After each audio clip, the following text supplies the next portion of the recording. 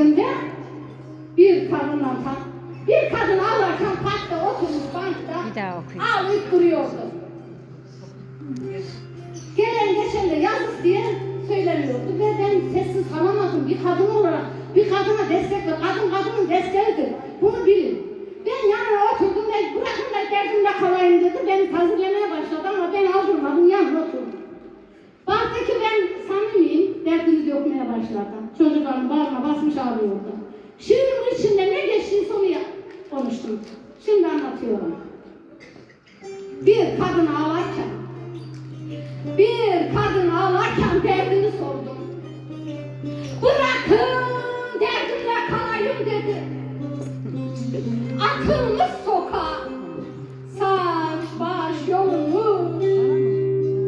Kimsem yok ki haber salayım dedi. Kanlar içindeydi yalın ayağı. Koca devrinden yemiş ayağı. Ah susuz kurumuş dili damağı.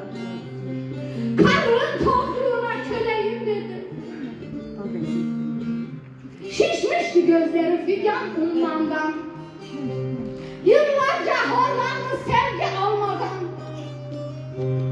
Kocaya satmışlar reşit olmadan. Bu durumda nasıl güleyim dedi. Titreyip duruyor sırtına ince. Gelen geçen yazık dedi görünce. Yandım diye bir ruh çekti derince.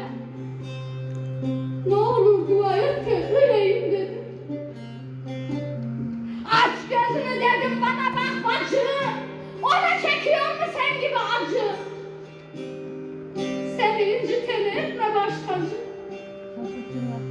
Hayırsızmış nereden bileyim dedi. Dedim üzülüp de yıkma kaşını. Değmeze akıtma gözün yaşını. Yakılma cesur ol. Kaldır başını. Çaresini nasıl bulayım dedi. Daha 13'ümde kıydı yaşıma.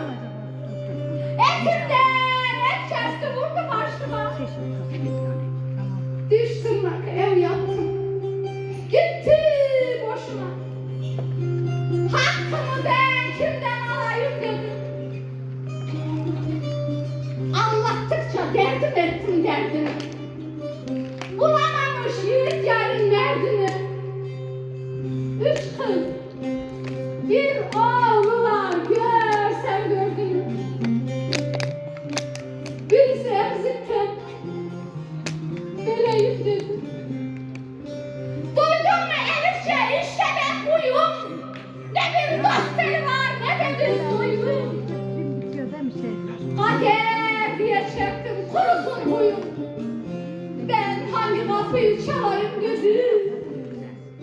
Ben hangi kapıyı çalayım dedim.